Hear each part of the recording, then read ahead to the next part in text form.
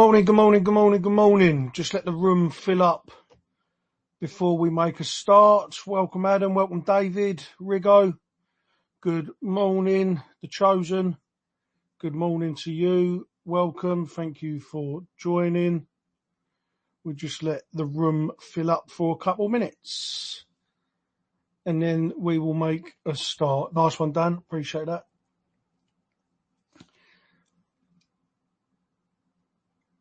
Just grab your coffee, grab your toast, whatever it is you're doing on this Sunday morning. Let a few more join, and then we'll get going.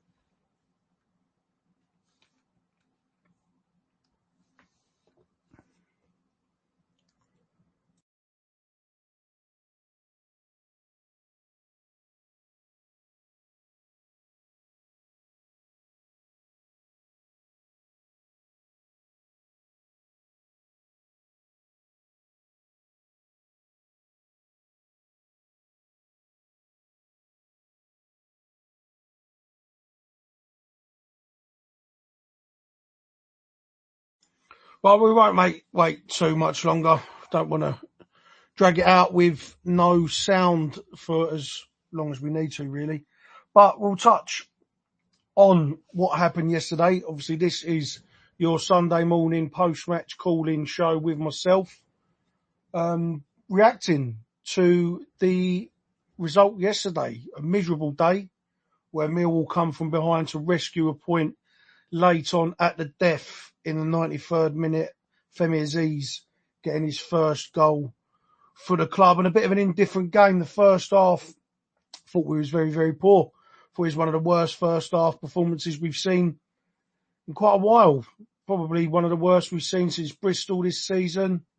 Wasn't good at all. Wasn't much going for us. Sunderland, with all their changes, youthful side, had a big pressed us, stopped us from playing, out-Millwalled us, really, in that first half.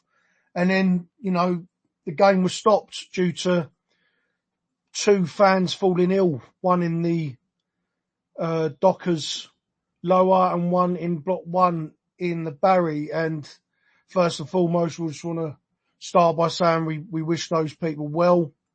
We hope they're okay. Some things are bigger than football.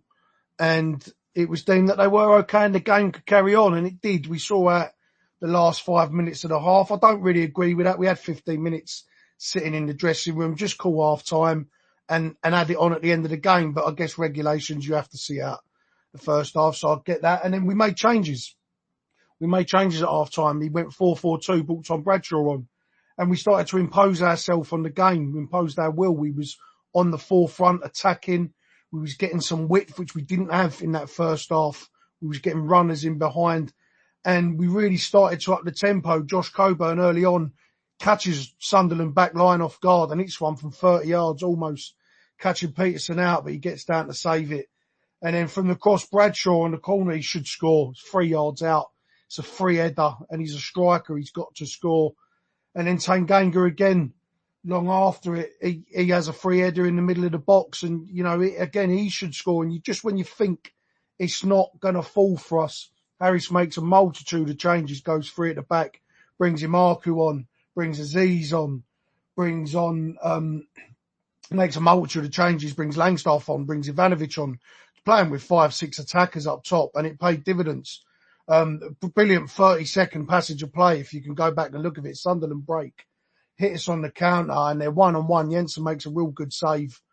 And then we break, and Imaku gets fouled, but rather than dwelling on his lows and calling for the foul, he gets straight back up, bursts down the wing, ball goes into Langstaff, one touch into himself, releases it to Imaku, and he's blistering pace. I mean, when he's on his day, and he keeps his head, there ain't anyone at the club who's got his skill set in terms of pace and power. Puts a beautiful ball across the back, cuts everybody out of the game, and there's Femi Aziz to tap it in for the 93rd minute. And we rescue a point, and it's 8 games unbeaten. We've conceded 3 in 8 games. There's 1 loss in 10. It's good. It's a good point. You have to look at it as a good point overall. With Portsmouth and Oxford coming up 2 games, we've got to look at to again go and win the game. I thought we should have won the game yesterday, but on the face of it, a game of 2 halves. Sunderland fully deserved to beat us in that first half. But that shows the resilience at the club, the resilience of the players and the coaching staff for us to not give up until that final whistle. And we pressed, we huffed and we puffed, and ultimately got what we deserved in that second half. So I'm going to open it up to the floor. I want your thoughts. Anyone who wants to come in, thoughts on Tom Bradshaw coming in again over the likes of Ivanovic and Langstaff. Didn't really offer much for me, Bradshaw. I don't really see the justification of getting him in that side. I really don't, especially when Langstaff comes on and he's key to starting that goal with his quick feet to feed Imaku in. Thoughts on Imaku? Has the bread been broken between him and Harris? Is this the sign that they may move forward with each other? Because, you know, we've seen the skill set Imaku can bring. He's dangerous. Aziz looks better and better every week.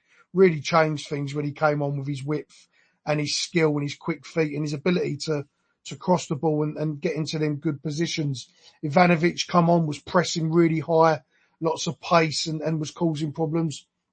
Overall, lots of good problems for Harris to have, but let's get your thoughts on that. I'll open it up to the floor, but we do have Portsmouth coming up Wednesday. Big game. We have also lost Jake Cooper, which is rumoured to be for 10 weeks, Harris says, with a ligament damage, which he sustained in the first minute, apparently, against Stoke. Saw the game out and it flared up over the international break. Big loss, probably the one position, if we're going to lose someone, you don't want it to be at centre-half, and with the way Cooper's been playing at the moment. But, Dan, welcome, mate. Just unmute yourself. And, thoughts, mate. Thoughts on what I've just mentioned. Thoughts on the game. How did you see it? Pretty much summarised it, mate. There's a few things, though. Like, obviously, Aziz, I thought should have been on earlier. I'm not going to make it, like, you know what I mean, in the group chat. I'm not going to make it like a Harris hunt. It's not at all, but I think them subs could have been made a lot quicker. Because you could see Coburn was flapping a bit and all. I don't know what's happening with him, like Harris has said, but 15 minutes before that, he could have come off. He was limping about. Yeah, Harris has said he's got to assess Coburn. He hasn't got much info on him yet, but he did look injured. More to the point, he took a knock in a collision with the players, with a Sunderland player, and he got up and he was all right, and then he made a run across to the right-hand side, and he just pulled up, and you're thinking, oh no, and he saw it out as long as he could. But no, I agree. I thought the subs could have been made a bit earlier. I don't think Watmore's been doing much recently. I don't think Honeyman's been playing particularly well recently either. He's really gone off the boil in the last month, really. Hasn't really done anything. But he brought Honeyman off. He brought Watmore off, and the game changed, mate. Yeah, 100%. It was good. Obviously, I was down there and I had to bolt home because I feel rough. But, Brian was getting cooked, wasn't he? Like we said on the group chat. I thought Leonard got cooked a little bit, which I don't ever want to hear said. And then I thought, here we go. They're going to spend. They were a young team, weren't they? So you think they're going to be a spent force, so they're going to keep it up. And I just thought it'd be Leonard and Brian that would run out of steam before them. But hey ho, we got the point. Yeah, I think the first half caught everyone off guard, including Harris, because, I mean, sometimes when a team makes lots of changes and they lose a lot of players, it can be a good thing. 9 times out of 10 it is. But then also there isn't a lot of film to go off to watch how these replacements perform, how they perform as a team. So, it was a bit of an assessment on the day for Harris, which, understandable. It's a completely different team to the one he's probably researched and watched and coached our team on. So credit to Harris for making the adjustments in the second half. At half time, really. Could have been more, should have been more. But ultimately, at the end of the day, he did make changes. He threw the kitchen sink, really. Say changes. He threw on every striker we had available, every attacking player that we had available. And you expect it to come up trumps when you do that against a team with a lot of less experience in the side, young team. Not often, like you said, not often, if at all, you say Ryan Leonard got cooked. But that first half, he was well on the ropes. He was on toast, wasn't he, at one point? He was. And Joe Bryan, I mean, I want your thoughts on Joe Bryan. I put this out on Twitter. I don't ever want to see that man in a Millwall shirt again. I really don't. I don't see what he offers this club. People keep saying, oh, he's in there because of his attacking and his, and his delivery. I don't see it. I don't ever No, see it. that's I when don't see people the are attack. looking at the Fulham Joe Bryan. And if he was the Fulham Joe Bryan, we wouldn't have him at Wall, sadly. That's all he Yeah. does. He's ball watching. He comes unstuck. I lost count how many times yesterday Hutch covered him. Yeah. So And big up for Hutchinson was Hutch, because I brilliant. think he had a great game yesterday for someone that ain't really had minutes. I Hutchinson think was he done fantastic. brilliant. Yeah, he Yeah. was. He was brilliant, Hutchinson. There was That countless game, times he was Danny, I think would covering. have been better there yesterday, because obviously he did a big tackle to get one of Danny's big tackles that he loves. Bang, that would have got the crowd up for it. And not saying just because of Danny, but that would have added to the atmosphere, I feel. I just think Danny's been playing really well. I To think get when dropped, he's come that's into what the I mean. side and he's played really, really good football. He's bottled some of the best wingers in the league. I mean, you look at him against the game against Leeds, he's fantastic.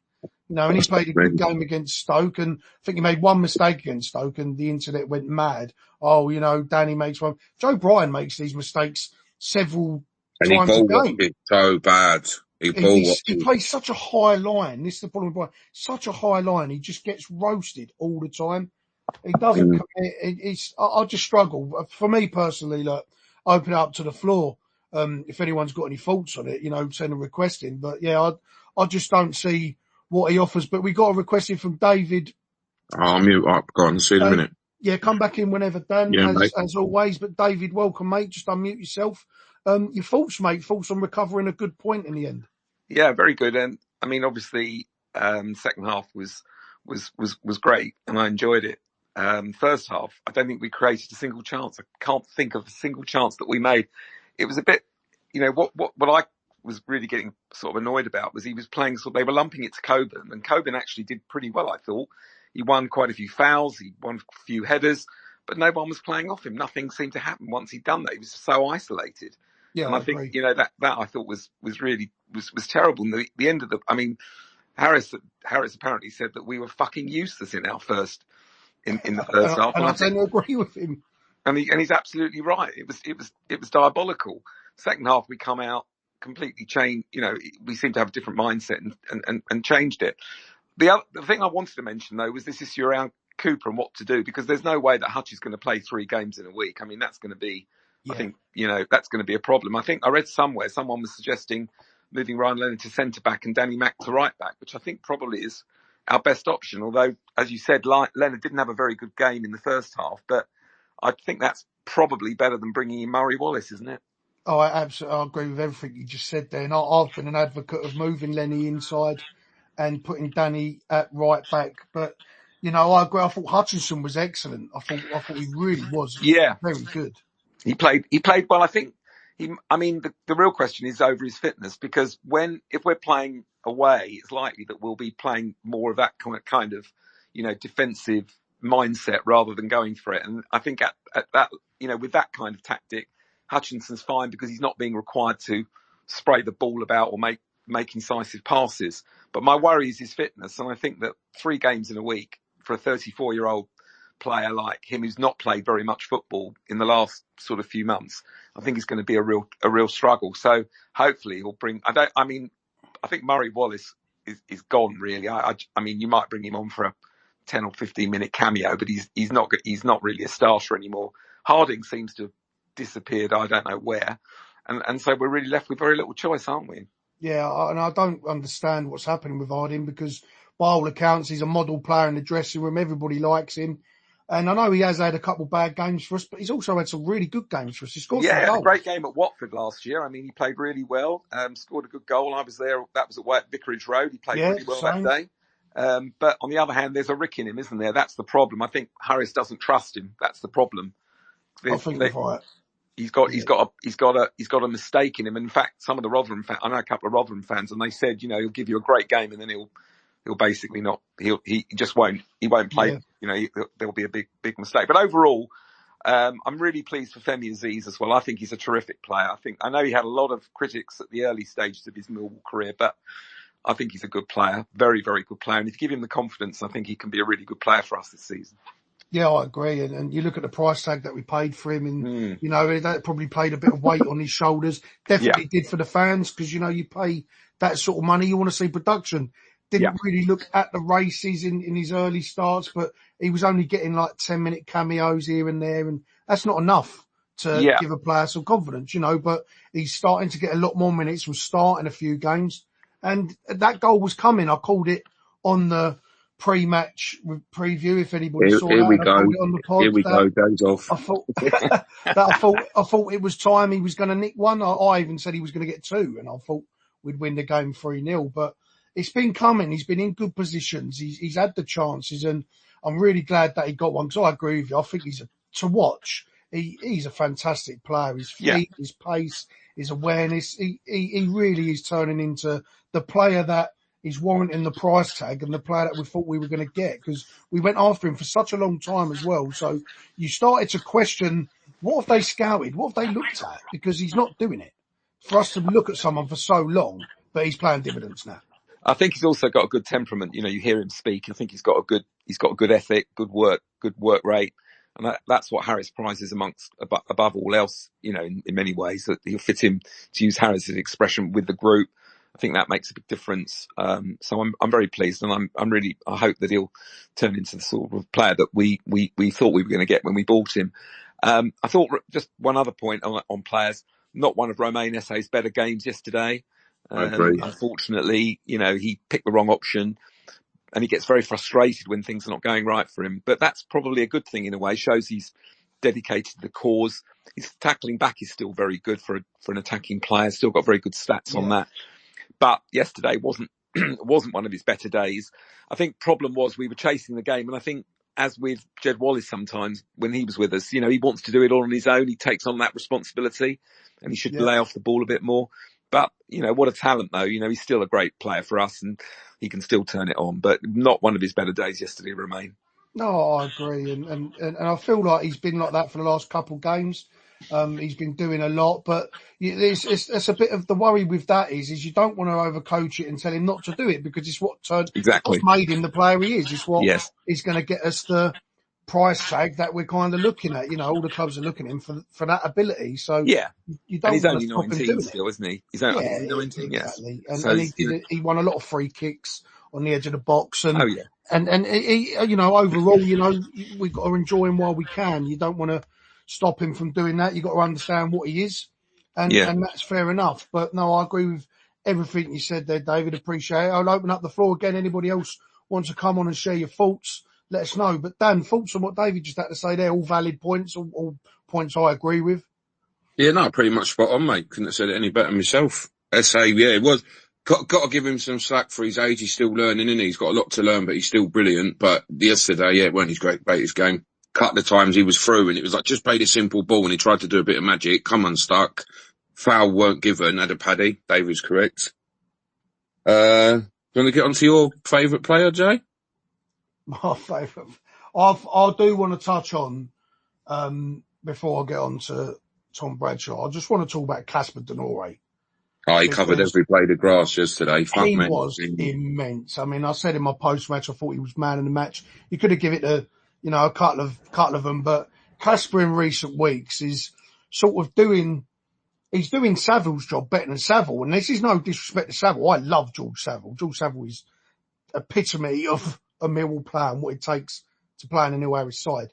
But Casper is doing all that dirty work, the tackles, the energy, he's all around play. And then once he breaks it up, his first thought is drive forward, pick the right pass. I thought he was excellent yesterday. He really was. He leads the championship in interceptions and tackles. The only player in the championship to do that. Saville is not far behind as well. I think he's top 3. So this midfield duo is really, really good. And I think when Billy Mitchell comes back into the fold, that's going to only make them better, because more competitive for the spot, more competitive, yeah. They're going to have to up their game, because I love Billy Mitchell, as you know, and Billy will push them. And I'd love to see a Casper and Billy midfield. I think that would be full of energy, and it gives Sav the right to have a rest, because he does need it sometimes. He's aging, But I thought Casper was excellent. Tango was again, he was phenomenal. He's just a Rolls Royce of a defender, absolute Rolls Royce of a defender. But I do want to touch on some of the players that get a little bit more justification than they should. How long you got? Well, this, I don't know if this isn't negative because this was a good point yesterday, and this is an 8-game unbeaten run. This is good. This is good momentum we've got at the moment. That was top of the league, regardless of their, the players that they were missing on their form. This is top of the league. So, that's a good point. No one at the top has beat us yet. So, we've got to take a sense of pride and a sense of, self-acclamation with that. But, yeah, I just, some of the subs, Harris loves Bradshaw. We know he loves Bradshaw. He's a Harris player. But I just don't understand the justification for him getting more minutes than Macaulay Langstaff. I don't understand it. Langstaff did more in 5 minutes than Bradshaw's done in 2 games. And he was heavily structured today when you come on, which I don't get. Up, yeah. And, there was a play where SA's played him in. He's not tracked the ball. And it was behind him. Yeah, he just didn't look at it. He's missed a sitter. And you just think Langstaff, his first real interaction, gets the ball, knocked it to a marker, and we're in. And I just don't see what the justification is, personally.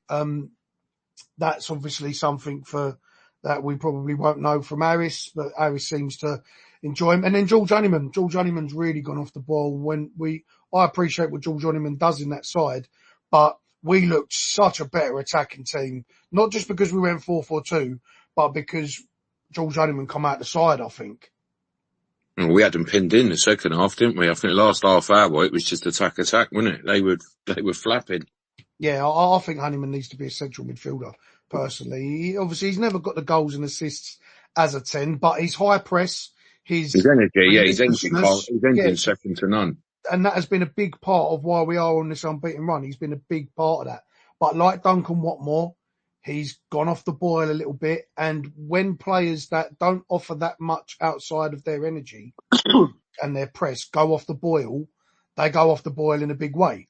The other players might, like SA's gone off the boil, but his relentlessness, his skill set, his ability to draw the fouls is still there. So, he's still justification in him when he is gone off the boil a little bit. Coburn the same, Tango, Hutch, all these players, they still have their primary skill set in place when they go off the boil. But for players like Bradshaw and Honeyman, when that is their only skill set, to be a pressing, relentless type chase down player, when that goes and you're playing in them advanced positions, it goes in a bad way and it affects the team.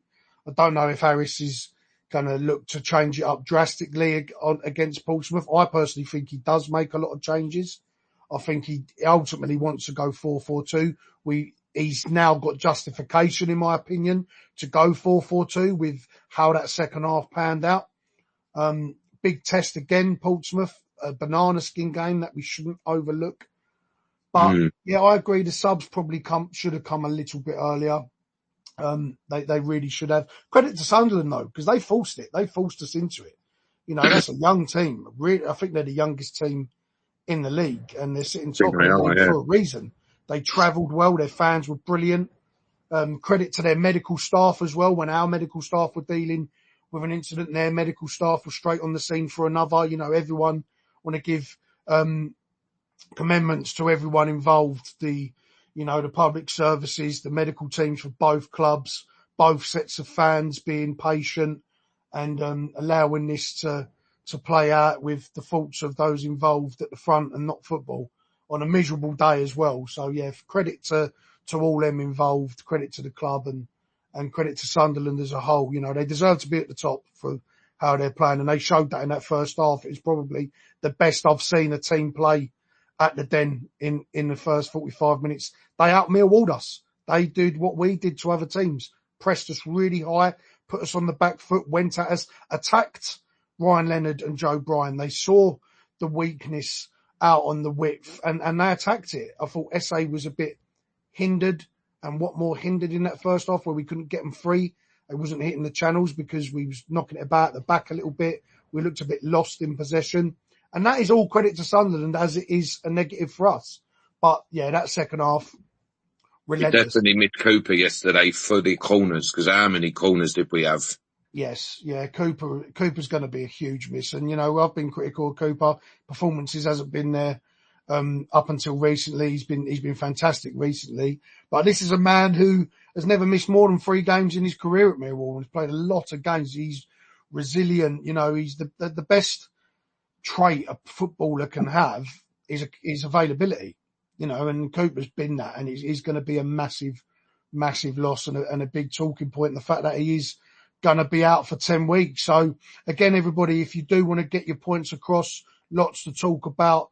Players, you know, teams, the incident yesterday, Cooper being out, where we go this next week. Just drop a request in, come and share your thoughts, and we'll get to them. You ain't got to stay on for very long. Just drop a little comment in there and we'll discuss it. But Dan, what do you think happens Wednesday then? I mean, we're 8 games unbeaten. We've conceded 3 in that time.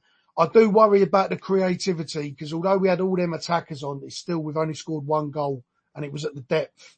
It was at the death, sorry. And that's, you know, 1-0, 1-0, 1-0, 1-0, 1-0, 1-0. We're not scoring bundles. We're not conceding, but it just feels like when we do concede one, you can't really see us going to get 2 or 3 more, you know, because we're not that type of team at the moment. We're a keep them out first and try and hit them on the counter. But as we saw yesterday, you know, we ain't really got that sort of clinical finishing product. Does that down to the fact that you ain't got the likes of Langstaff on the field and you're playing Honeyman in the 10 when you could play someone else? I think is it personnel or is it just who we are? I don't think it'll change much, to be honest, because I know, we all know how stubborn Harris is. I don't think, because I see an argument this morning on socials, people going, oh, Marku needs to be starting, and there's a load of Millwall commenting saying, oh, here we go, 30 seconds of brilliance, now he's got to get in the team over someone that's got us in this position. But hopefully we get to see at least 45 minutes of a Marku. I'd love that. Yeah, I hope that the bread has been broken between him and the Marku now because, you know, it's no secret they had a kick-off. It's no secret he was gone. He was on his way to Wickham. Mm-hmm. That deal was done. If we could have signed the Fulham winger, which obviously fell through on deadline day, and Marku stayed at the club. He's bided his time. You've not heard much from him, you know, and fair play to him yesterday because there isn't anybody at the club that has his skill set.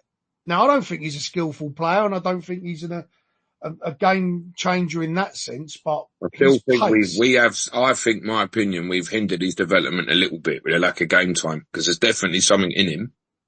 Yeah, I tend to agree. I do agree with that. But his pace and his power is just untapped, isn't it? It's just raw, isn't it? It's such a mismatch against defenders, against wing backs. They just can't handle it. We saw it against Middlesbrough. When he fed SA, it's a very similar scenario. His pure pace and power is just enough to beat the fullback, and his delivery is spot on. Oh, that ball yesterday, I'm not having that. People online saying, oh, it was a shot, go away. That weren't a shot. He knew where he was putting that back post. Yeah, it was never a shot. He's capped it with the inside of his boot across the goal. It's completely took everyone out of the game. Everyone. It's a fantastic cross. Cheese cutter, wasn't it? Yeah, mate. And fair play to him because if you look at that 30 seconds is literally the game. Sunderland are 1-on-1 with the keeper. Jensen makes a good save. It's recovered by Brian who knocks it out to Marku. He gets fouled, but instead of dwelling on it and calling for a free kick, he gets straight back up. Ball goes into Langstaff and he's running down the wing. Langstaff takes one touch, knocks it straight into him. It's a bit behind him. Because Langstaff's had to react quickly. Yeah, but he put the burners on. Exactly. His pace. He's beat 2 men, held him off. He's been shoulder to shoulder for the last sort of 10, 15 yards. And then that ball in was it was sublime. And a great finish from Femi as well. On his weak foot to tuck that in the opposite corner at a tight angle. Great finish from him. And I agree with what David said. He speaks really well. He's clearly got his head screwed on. He's playing really good football at the moment. And probably warrants starting over Duncan Watmore now. That's another cameo that Dunk really hasn't. Yeah, the sun's gone in, isn't it? The sun's gone in, isn't it? The sun's gone in. I like to say that as well. But I think, his family's just had a new baby. He's probably getting sleepless nights. And he's never really been that type of player. He's never been prolific. I think even he'd be shocked by the start that he made this season. And, I think we all knew and expected it was going to drop off at some point. Don't get me wrong though. Credit to him because we wouldn't be in the position we're in without his goals early on. Yeah, no, he was fantastic early on. So, but yeah, I think a time for a change. I think Aziz has to be the starter now. He just has to. I think you've got questions around the striker. Coburn's clearly the number one for Harris. If you want to go 4-4-2 though, who goes with him. David, I'll open it up to you. Harris clearly wants to go 4-4-2. Who's Coburn's strike partner?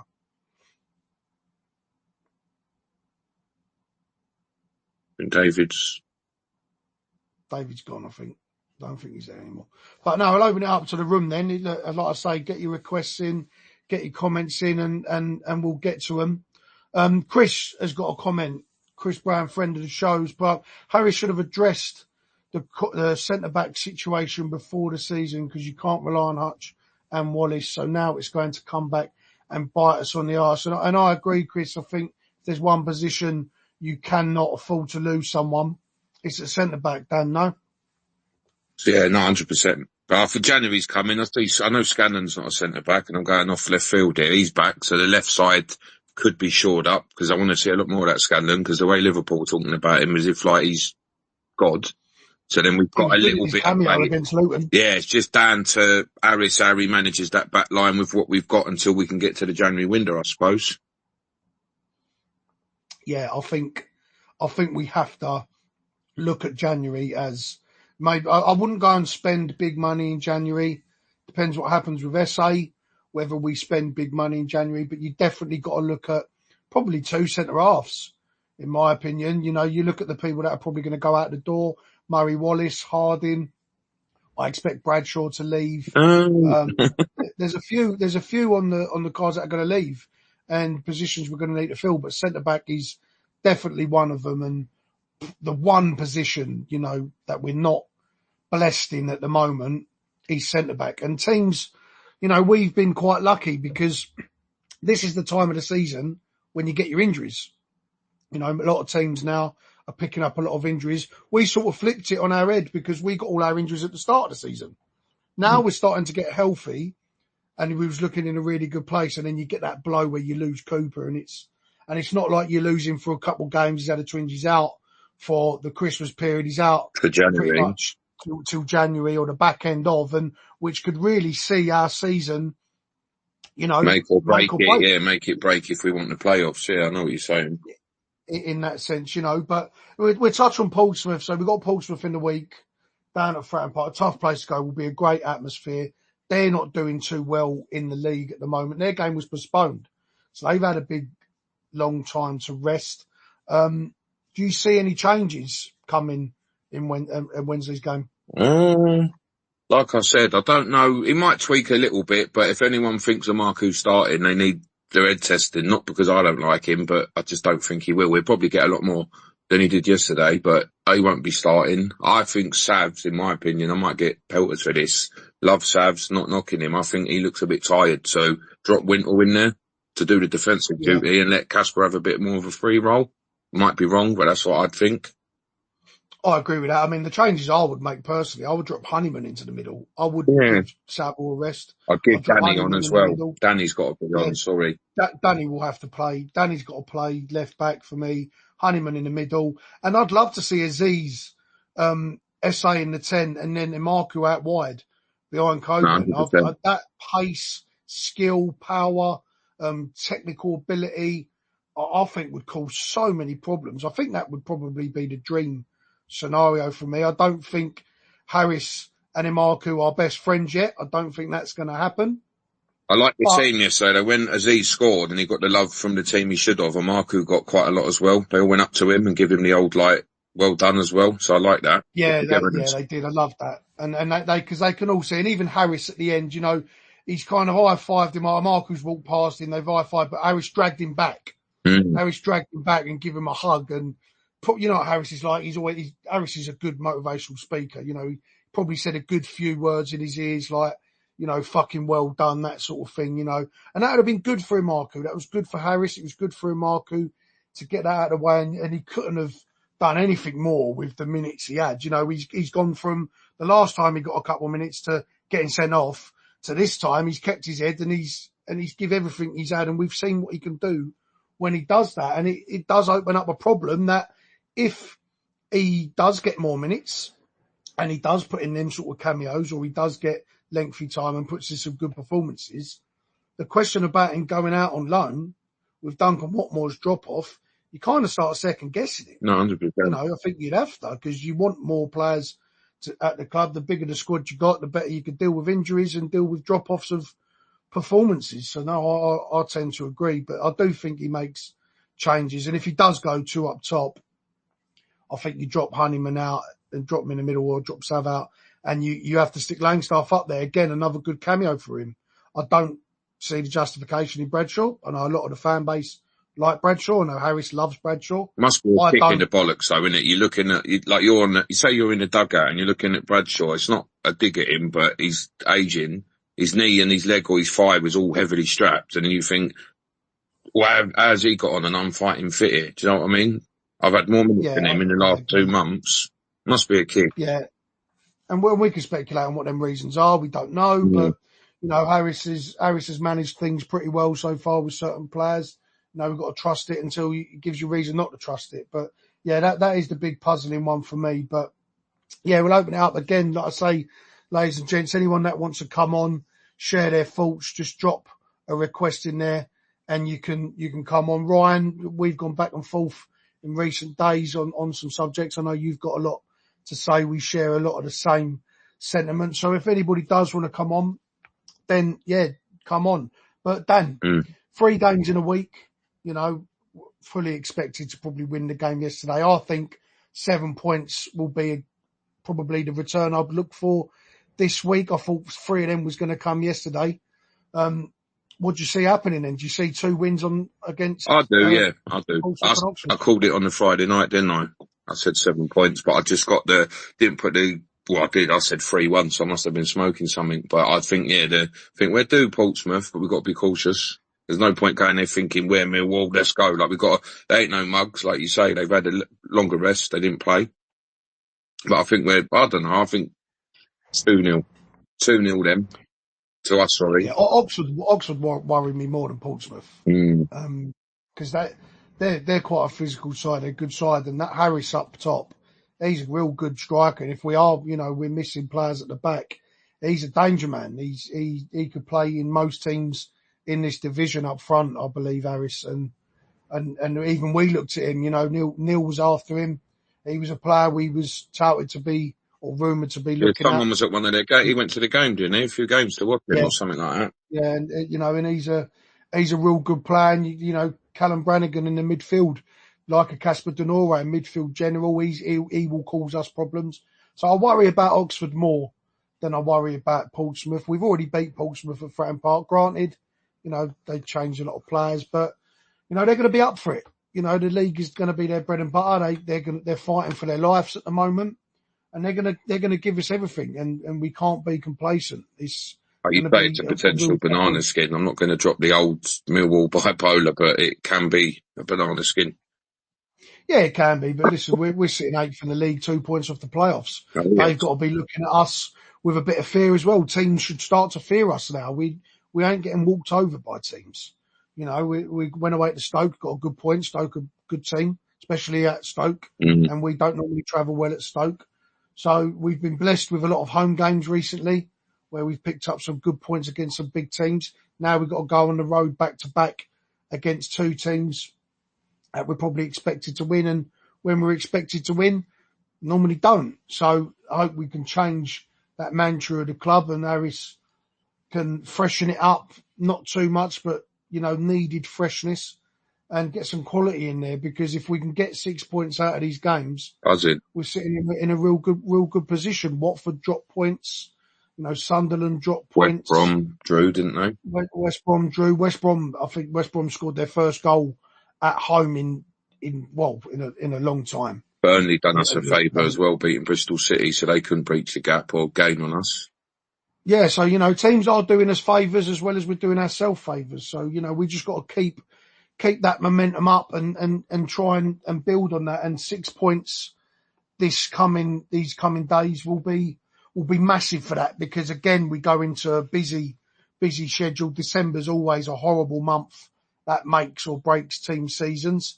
And, you know, if we can come through it, which we have done in the past, we've had good Decembers in the past where we beat big teams. You know, we did it to Burnley and Norwich down at the Den in recent times, and you know, I expect us to be at it again. But yeah, big week coming up, you know, and it started off okay. You know, we've got a point against top of the league regardless of the players that they had. They're a well-coached side, Sunderland. He's a really good manager, really good manager.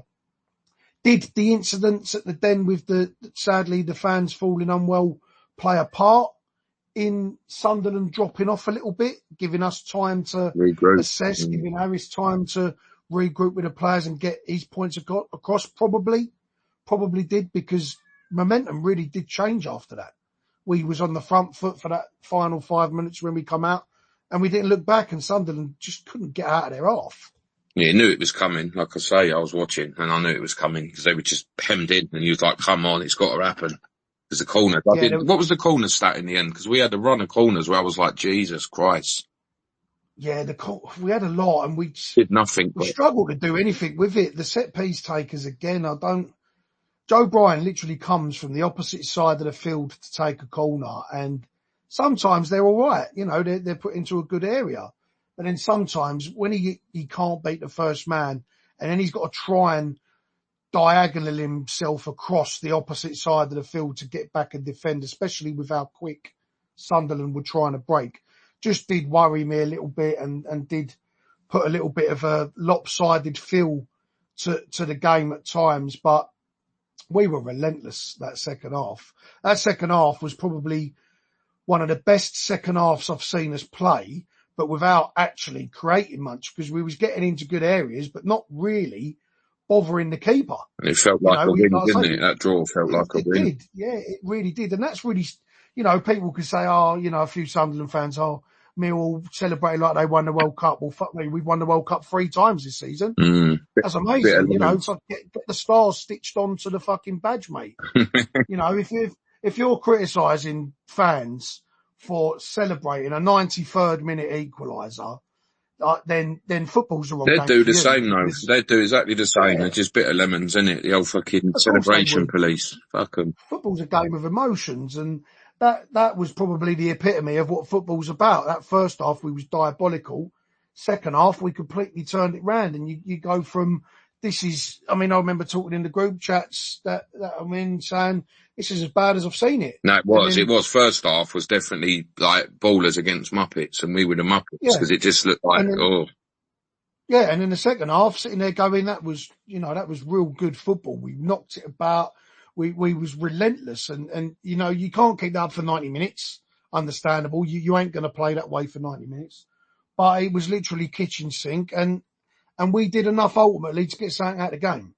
Harris, though, you've got to give Harris credit there, because he said he went mental, didn't he? Or he alluded to it at half time. He lost his rag, so fair play to him for that. He's got into it. Yeah, and I don't blame him, because if there's one thing you can say about Neil Harris, and he would never send a team out to play like that in the first half. He would never, and he'd never be happy with that. That's one thing that you can give Harris, is that they will never ever go out with that mentality. He will always have you mentally ready for a game, and they weren't at it, and rightly so. Harris was fuming, he was angry, he was upset, and he got a little bit desperate with the subs, because he threw every man and his dog on, every attacker and his dog on in that second half. But that's what you got to do when you're chasing the game, and I enjoyed seeing them changes, because for long down Millwall we've been in them positions, and we make a little change here or there, and it's like, why? I'd rather lose 3-0 going for it than try and nick it playing the same way. The only critique, Jay, sorry to cut you, was just a little bit sooner. I think they should have been 15, 20 minutes. So that's the only critique I got yesterday. Yeah, I agree with that. But it was refreshing to see him actually go for it at the back, and go, we ain't giving up. This game ain't over. There's something in this game for us. And like I say, I'd rather see us lose 3-0 by going for it to trying to get back in the game than lose 1-0 and you haven't had a go, or you haven't made the changes to have a go. So yeah, credit to Harris for that. I mean, I was there at Birmingham when I think they slapped us 5-0. And we had about 30 shots, about 20 on target. I think we hit the bar 6 or 7 times. There was literally nothing we could do in that game. But we lost the game, I think, 3-4-5-0. And the players got a standing ovation at the end of the game. It's the only time I've ever seen that in the 20, 25 years I've been going at the Den. I've had a season ticket for 20. It's the only time I've ever seen that happen. Because we went for it, we did everything in our power to win that game. And I think yesterday, if we didn't get the result, if we didn't manage to pull it back and nick a draw out of it, I don't think there could have been too many arguments about how we played that second half. You could argue some of the personnel, with certain players that, are not prolific, getting chances and, missing sitters. You would dwell on them. But it was really refreshing to see us actually grab it and go, no, fuck that, we're going after it because it's there for us. Yeah, we tried. Yeah, no, we got the point, didn't we? So just hopefully you can learn from little errors that happened and then just do Portsmouth. Yeah, and I hope there's enough now of visualisation from Harris to some of the players to now make some changes because Femi Aziz has to start. He has to start. He's proven it now for weeks. He's proven it for weeks that when he plays, he affects the game in a positive way. Did it at West Brom affect the game in a positive way? Swansea was the same. It was the same at Stoke. It was the same at Burnley. And then it was the same again yesterday. But Marku did it against Watford, didn't he? Started the season. I know it's a long while ago. And then obviously at Marku yesterday, but I don't think he'll start at Marku, but I think he'll get half hour. No, he won't. I think he'll get half hour. But Aziz has to be that guy now. It has to be Essa and Aziz to start. And, you use Marku a bit later on or something. But Aziz has justified his selection in the team now with his performances. He's popping up with assists in the last few weeks. You look at assist against Burnley, assist against Swansea, assist against Stoke. That's in cameos. That's not in playing 90 minutes, and then he comes on against Leeds, does a job. He comes on against, he plays against Leeds, does a job. Come on yesterday and gets the equaliser. He's justified his place in that side.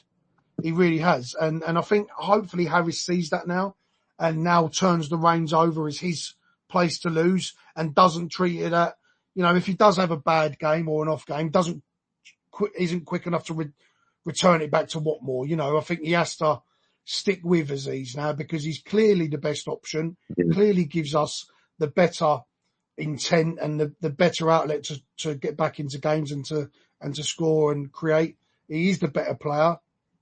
And I think there's a couple of other positions that he's going to have to look at doing that. I think left back, he has to have a serious consideration to giving that job to Danny Mack for the foreseeable. He has to seriously consider what he does with George Honeyman, who's, like I said, and this isn't a witch hunt for George Honeyman, really good at what he does. But when he's has an off day, because of the only thing he's got good at is his relentless press, his energy, and, he's shutting down. When he has an off day, he loses everything. His through balls yesterday were a joke. Fucking, Usain Bolt was like, give me a chance, mate. Overhit everything. He was very poor, and he's been poor for a few weeks. He come off against, he was the same against Stoke. It was the same in the weeks before. He hasn't been very good for a few games now, but that's not a knock on him. It's just Harris now needs to look at that and see that some players have had an off.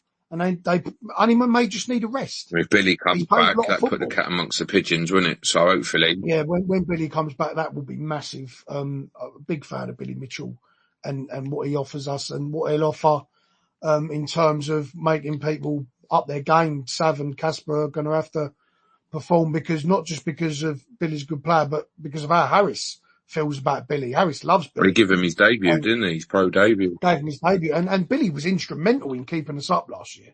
People need to put more respect on Billy Mitchell's name because he's still young as well. He's still a kid. He's in his early 20s. But he was instrumental in keeping us up last year. His discipline, his shape, his energy, they are the three things, effort. Three things you have to have before you even start for Harris are you have to have discipline, you have to have good shape, and you have to have effort. If you ain't got them three things, you ain't playing for Neil Harris. No, I agree. You just ain't. And Billy's got all them three, and he's a good footballer. He played really well with Casper in the pre-season, played really well.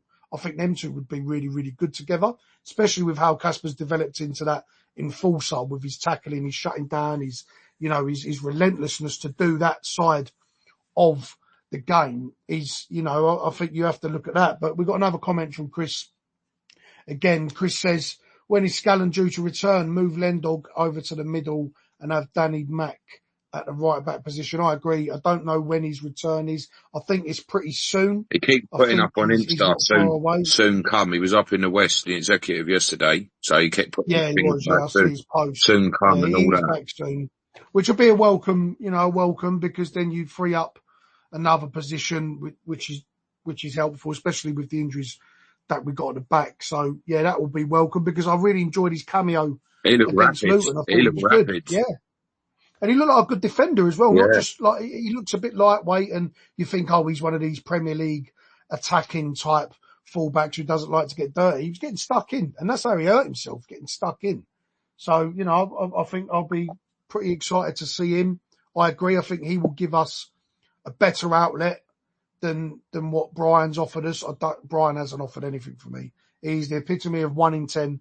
He has a weldy one game, which he did a few weeks back, an absolute weldy. But then he goes missing for 9 games, and he goes missing in a bad way. Danny Mack will steadily give you 8, 7, 8, 9 out of 10 every week. That's what I put on He's the Twitter best going yesterday, wasn't forward. it? So now is our right back who's playing left back as a fill-in better than our actual left back? Yeah, and I'm not. And people say Danny Mack's not great getting forward. Danny Mack is good at getting forward. It's just the final delivery, but he's not there. He's not a winger. He's an out-and-out defender. Yeah, and I'd rather him be that, especially since as we're getting cut open at the back a little bit more now, and it's become a bit more suspect. We've been a better defensive team when Danny Mack has played. Yeah, no, We just have. 100%. Danny Mack's played the last 3 games, apart from today, and we kept 2 clean sheets and only conceded 1. I think he got 1 man of the match. Where's Bromley got man of the match? I can't remember. West Bromley was man of the match, yeah, and even against Leeds, Danny Mack was phenomenal against Leeds. Absolutely brilliant against Leeds. You're talking about Lendog locking down that Willie Nonto. Danny Mack was up against Dan James. Yeah, no, rapid, absolutely rapid. You're talking a £30 million player who's played for Man United, played in the Premier League. He's got a goal in him. He's young as well. Danny Mack locked him up. Absolutely locked him up. And, that's credit to Dan, absolute credit to him. And in my opinion, he should start. But look, we're going to go for a few more minutes.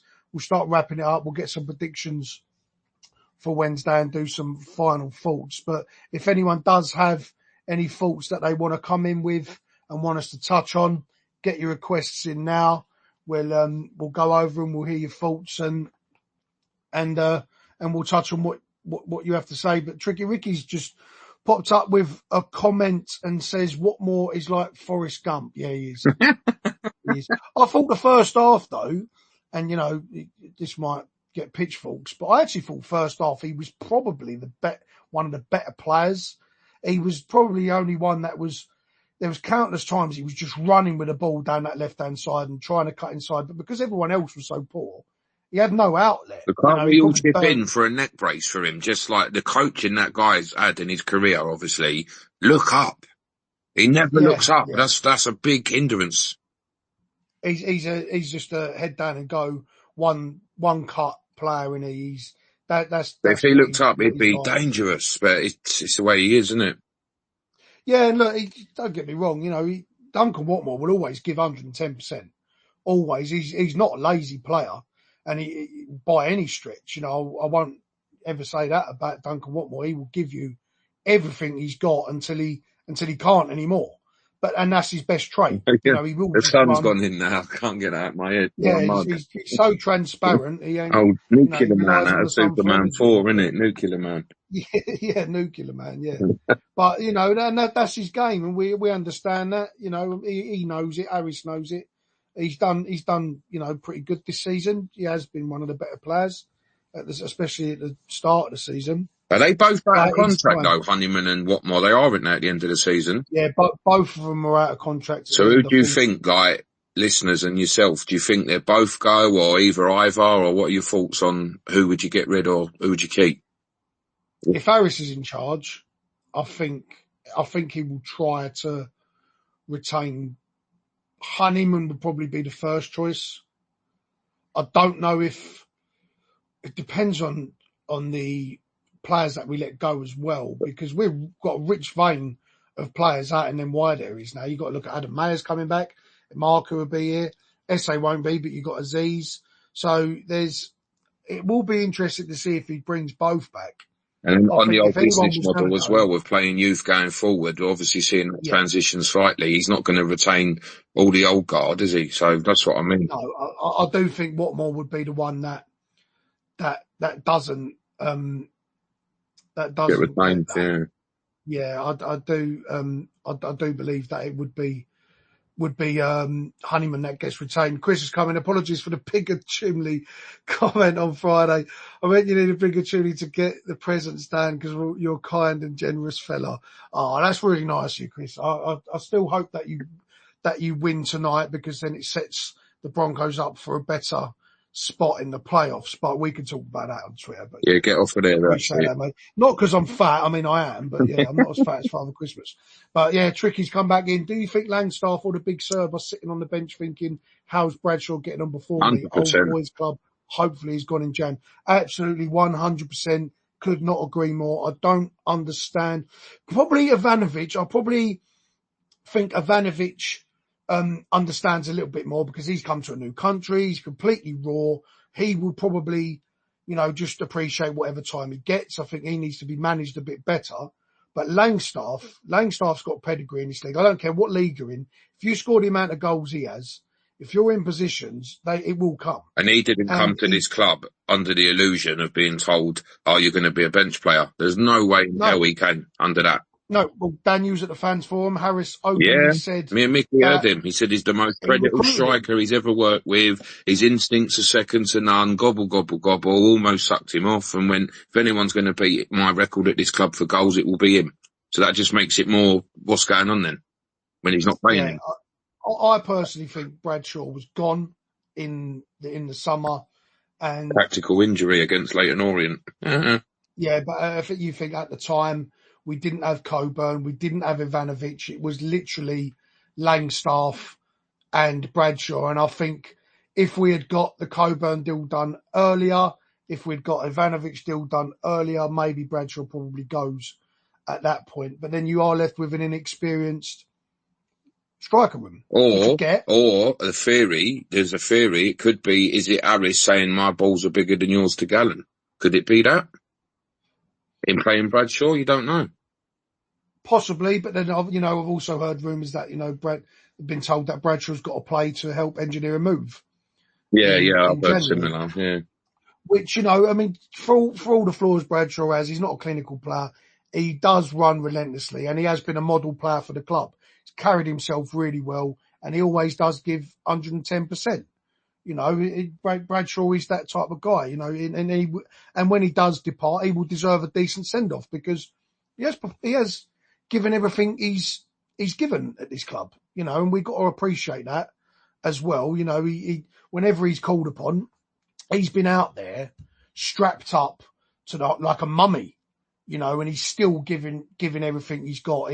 If he can walk, he will give everything he's got for the club, and I do appreciate that about Bradshaw, really do. And I think Harris does. I think that's why Harris trusts him. I think Harris trusts the fact that certain players will give him everything, as opposed to certain players maybe better but might not give everything. I mean, Liam Trotter, I'm going back a bit, that people remember Liam Trotter was useless for 85 minutes, but in 5 minutes he'd give you that moment of brilliance, which would justify his spot in the team at times. And it's probably the same for Bradshaw. But Raymondo wants to come in late on, so Raymond, welcome, mate. Just unmute yourself.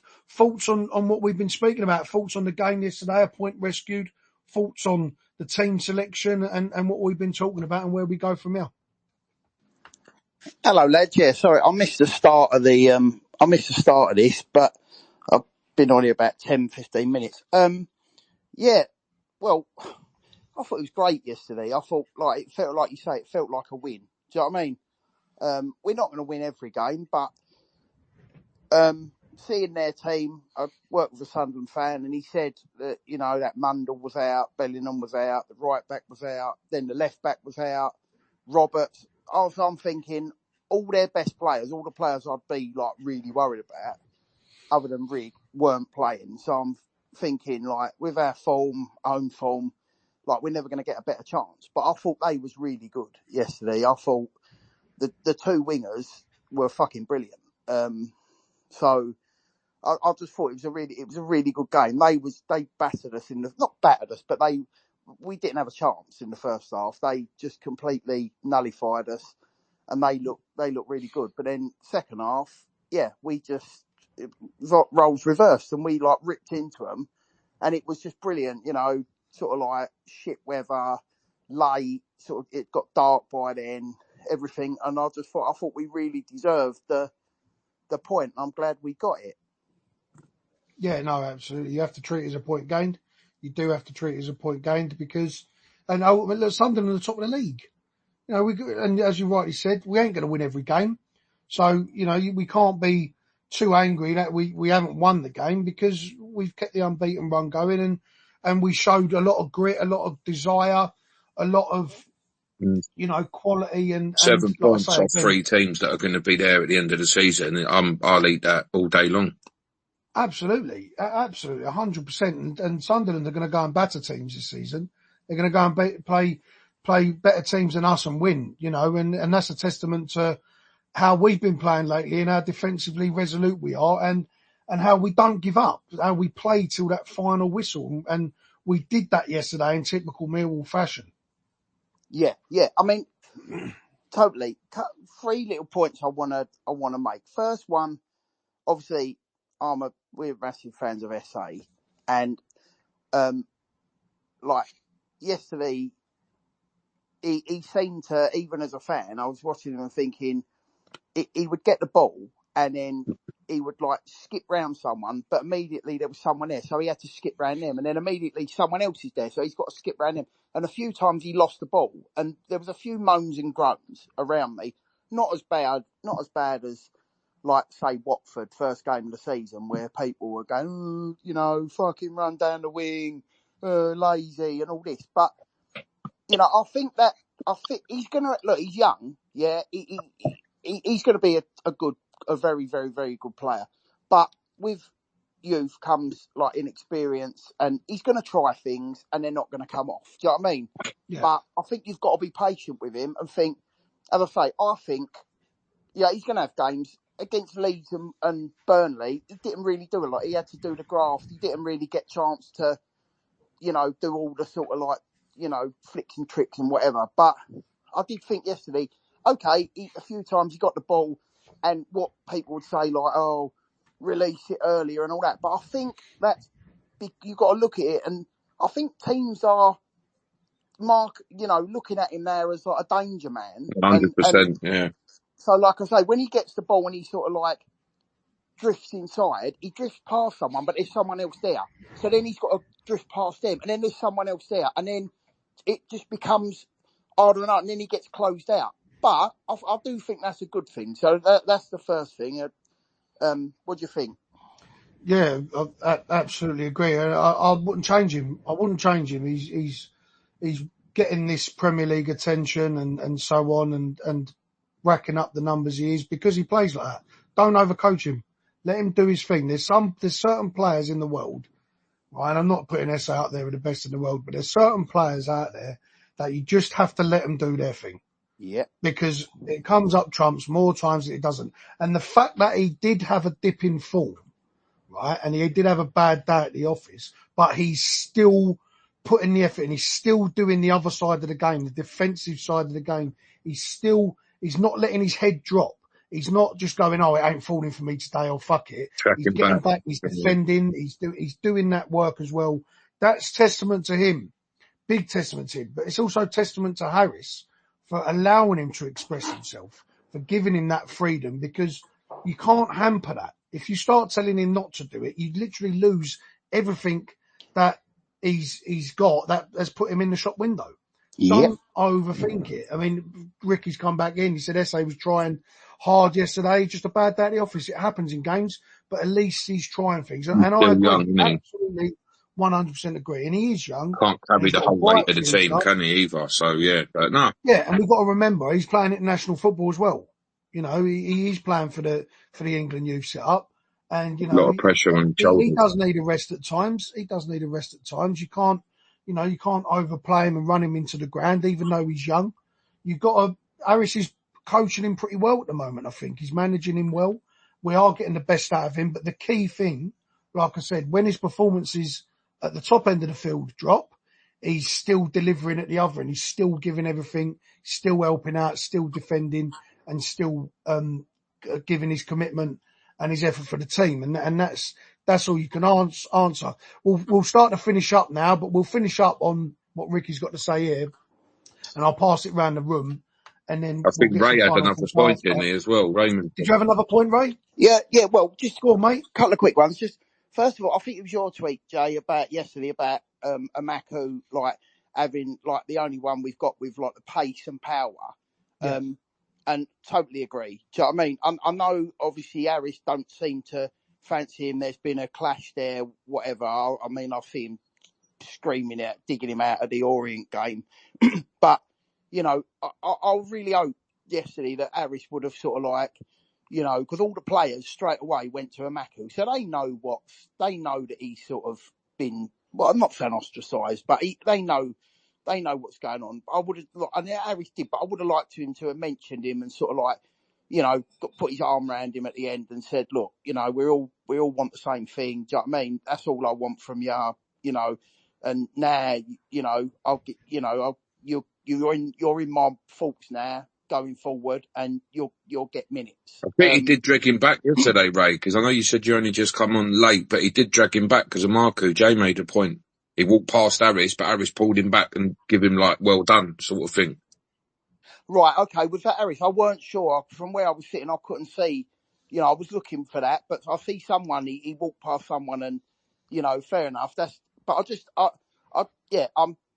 I think he's the only one we've got, Amaku, with real, like he showed yesterday, who can just put the ball past someone and run past them. Do you know what I mean? So, like yesterday, late in the game, when these teams, everyone slows down towards the sort of like last 20 minutes, he's perfect to bring on there. And sorry, I'm not leads on to the other point really, that I think I'm really happy at the minute. I think we've got two left-footed wingers, we've got two right-footed wingers. They're all different. Do you know what I mean? One can run past people, one's a sort of tricky dribbler. One, you know what I mean? They're all different. We've got two big forwards, two little forwards. We've got four sort of like midfielders that can, get stuck in, run around, bite. The only hindrance, like weak point is centre half, isn't it? And obviously, I did think yesterday, Cooper's Cooper, but I did think yesterday he was missed in the fact of a left footer. But I think, Hutchinson and Murray Wallace, they're great players, great servants and everything, but relic. We've seen at the start of this season and against Orient that they will get ruined in this league. Do you know what I mean? Yeah, the big thing for Hutchinson, though, and for us as a team on the field, is that Hutchinson just brings that leadership. And you could see that yesterday. He was, I was really surprised. I was really shocked at how fit, how well Hutchinson played yesterday. I thought he was brilliant. First half, I honestly thought he was brilliant. They had a big lapse in judgment, all of them, for their goal, but Hutchinson was the only one that reacted to try and stop that goal. Everyone else was dead on their feet, including Jaff. But Hutchinson was, I was really pleased for Hutchinson.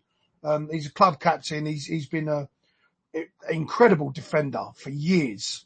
Hutchinson. He's been at the club for a decade, and he's been that good for that long as well. He's never been a bad defender for us, Hutchinson. And I'll put Hutchinson right up there as not in the top sort of 2 or 3, but one of the best defenders we've had at the club.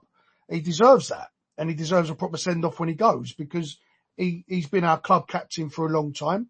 And yesterday he showed that his leadership is just as important as what he can do on the pitch, and he delivered on the pitch as well. Crunching tackles, was in the right position. He may not have the pace or the legs anymore, but he's got the mind. He was the same as John Terry. John Terry didn't have the pace, and I'm not saying he's John Terry for crying out loud. Don't get at me in the comments, but when good defenders lose that, they make up for it with how Yeah, if you good they can are read in the their game, mind. look at Maldini. Legs went, but he could read the Exactly. game like a book. Exactly, the greatest defender to ever have lived, Mm. Maldini, in my opinion. But Hutchinson's very much got that about him. He understands the game. He's got a good mind, a good footballing brain. He's a leader, and that will set him up to be in position to make the challenges and the tackles. And Jaffet's got the legs a little bit more to clear up around him. So it ain't the end of the world. It's a big loss. It's probably the biggest loss we could have, especially at the position, not just the player. But no, it has been a problem, but hopefully strength in numbers, if we mix it about a bit and keep us fresh, especially this week with two teams we should go and beat, you'd look at probably changing it up a little bit to keep the freshness about the squad. But no, I agree. But we'll start to wrap it up and we'll touch on what Ricky says lastly to end the show on. Do you think we'll have a clear out in January? Bradshaw, Harding, Wallace, making room for new players on loan or on transfer. So let's put some context. Let's assume we sell SA, right? Let's assume SA goes. And you don't even have to assume he goes because you can still spend money in January because we know money's coming. You've got the Zian Fleming money coming. You're going to obviously lose a lot of players that we're going to release. You'll free up some wages. And SA 99.9% probably not going to be here next season, definitely in the summer, but maybe in January. So you can spend money without having it. So with the players that we got potentially leaving on a free and the players that we're probably going to just try and sell or release or go out on loan, do we do anything in the window? Raymond, I'll come to you first. I personally think we need two centre-halves to really come out the window with saying I think we're all right everywhere else. I wouldn't go rushing for a left-back or any other position just yet because you don't want to panic in January, which is what most teams do, including us, because we're going to have to make a little bit of a panic move to some extent with a centre-half. But what do you think we do in January? I think he's muted himself, Raymond. I'll come to you first, Dan. So Yeah, centre-half. Centre-half, definitely, I agree. Left flank, because not left back, I think a left winger to put the cat amongst the pigeons to get a bit of good rivalry and you're fighting for this position.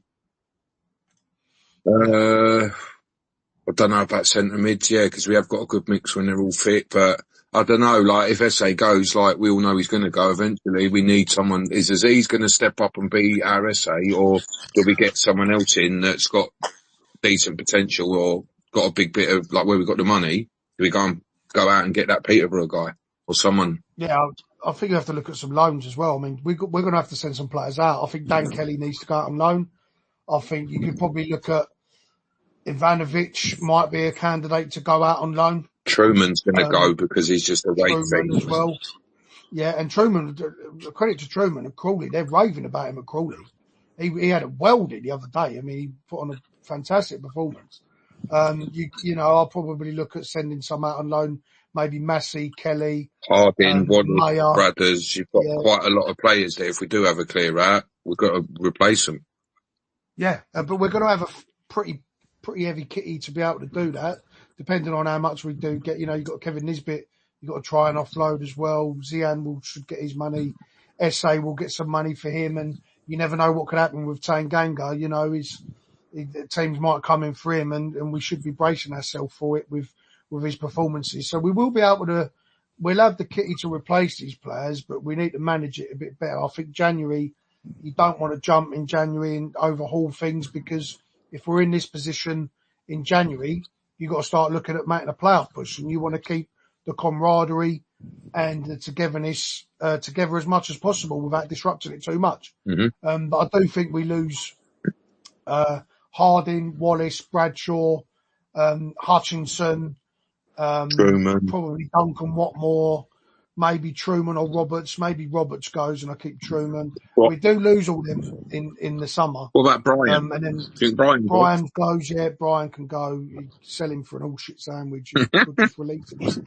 And then you've got to look at, some of the loan players that I mentioned, Mayer, Kelly, Massey, maybe Ivanovic, because I fully expect that with the money that we'll bring in, I think Harris, if he's still in charge, will make a play for Coburn. I think they'll make a play to try and bring Coburn in permanently. If Middlesbrough are scoring like they are yesterday, like I said on X, why don't we have a cheeky bid, in Jan? Yeah, I would. I fully think that we will go in and try and bring Coburn here permanently. So yeah, I think you'd look at getting some loans out. Emarku could go. I mean, he was gone last time, but it didn't come to fruition because we couldn't get the Fulham deal over the line. That fell through. But yeah, Emarku is a big testament to what he does now till January. If he can get the minutes and he can prove that he's better off here helping a playoff push than he is going out on loan, that will be another big tell into what we do. But yeah, I do think we've got a big overhaul in the summer. We're going to have a good kitty to do it with. It all depends on who's the manager. If Harris is here, it'll probably make the transition easier. They've already identified players that fit what Harris wants to do. Some of them are already at the club. I personally think we go back in for Ryan Longman. I think Longman was always the first choice over Aziz. I think Harris loves Longman. The way he ended the season, the Neil Harris version of Ryan Longman was unplayable. I think if you can get Longman in, I think he'd like to do that. It's another young player with some promise who can play multiple positions.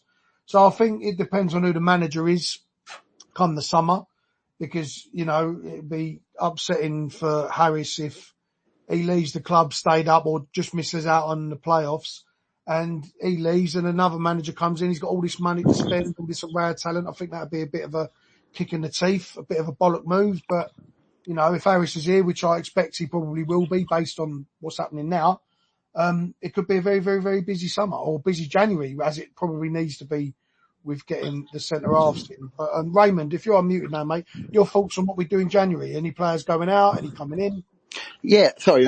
Yeah, I mean, like I say, back to wasn't digging Hutchinson out. Great, you know what I mean. But I just think it, pace wise, him and Murray Wallace, bless him, but he's got to go. He's not quick enough for for this standard. But yeah, I mean, like I say, I'm happy with 4 strikers, 4 wingers, 4 central midfielders, 2 competent right backs. Obviously, Brian, we know what we all think of Brian, and Tanganga. I just think a left-sided, if Cooper's going to be out for 10 weeks, a younger left-sided centre half, whether that's on loan or we buy one, but just a younger left-sided centre half. And then other than that, I wouldn't touch it. Like I say, players out on loan, if he's going to, Mason, Kelly, Mayer, fair enough. I mean, I hope Amaku doesn't go, he probably will, but I hope he doesn't. And same with Ivanovic. We spent all this money on him, and he's played and he scored and he looks decent. If Coburn gets injured again, I mean, he hobbled off yesterday, then he's our only sort of bigger striker target man. So I don't think we can afford to be letting him go out on loan. Yeah, I'm just happy with it. With it at the minute, get a left-sided centre half in, and happy days. Whatever happens this season happens. Yeah, no, and appreciate you joining the show. Dan, any final thoughts? No, a big good one as usual. Thanks for the listeners and the comments, as you'd say. That's it. No, come on, Wall. Roll on Wednesday. Yeah, no, absolutely agree. And I'll just finish up by saying, look, it's another point on the board. It's unbeaten in 8 games now. We're sitting 8th in the table with 2 points off the playoffs. And we've held another team at the top of the league frustrated and without points, and coming to the den and leaving, with a glass either half full or empty. And that's testament to the players for going the full 90, playing to the whistle, testament to Harris, testament to the fans for we're all buying into it. We're all on the same page now, finally. I think Harris and the board are on the same page. I think the fans and the players are on the same page. And we're in a good place at the moment. And like I say, we can't get too high when we lose. We can't get, when we win, we can't get too low when we lose. And we can't be too negative, overcritical, or get too high when we see games like yesterday, a game of 2 halves where we fully deserved to be beat in the first half, but fully deserved to win the game in the second. Big couple games coming up against 2 teams, that we should be beating, both away from home. This will be a big testing week, but let's keep the momentum. Let's keep the faith. Let's keep the good, positive energy. The last few shows have been really good, full of positive energy. Let's keep that. Let's keep upbeat. If you're new to the show, you're new listener, please like, share and subscribe to the channel. The guys will be back Friday night live with the preview for Oxford. I don't know if anything's going to be going out for the Portsmouth game, probably a pre-record, so keep your notifications on to check that out from Omar and the boys. And yeah, let's just keep it going and enjoy your Sunday. Enjoy your week at work. Be safe out there. The weather's getting worse, so wrap up warm. Have a couple of coffee. No, don't have no fucking coffee. But no, with that, everybody, appreciate you. Enjoy your Sunday, and we will see you on the next one.